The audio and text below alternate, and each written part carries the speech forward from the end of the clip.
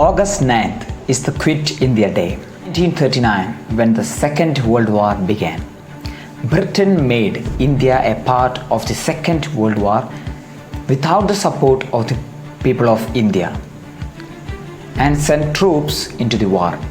The people of India protested against this.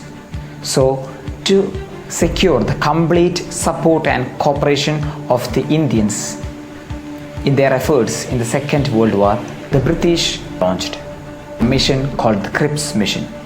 The Cripps Mission failed. After the failure of this Cripps Mission, the Quit India movement was launched, calling for India's immediate independence by ending British rule in India.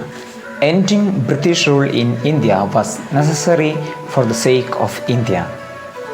The Quit India movement was a mass movement based on the ideology of non-violence.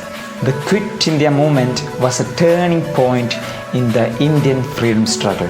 On August 8, 1942, the Bombay session of the Indian National Congress passed the resolution of the Quit India presented by Jawaharlal Nehru.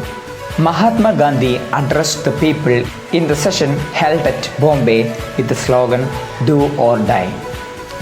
Hours after this address, the prominent leaders of Congress, including Mahatma Gandhi, Jawaharlal Nehru, Sardar Vallabhbhai Patel, was arrested by the British government and the Congress was banned.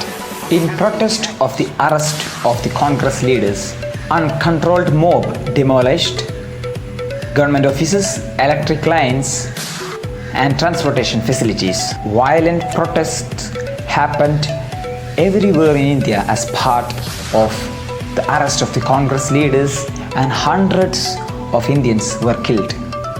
The Quit India movement was a clear indication of the people's determination to grab freedom for their country.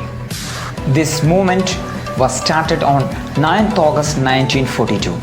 This day is celebrated in India, paying tribute to the freedom fighters.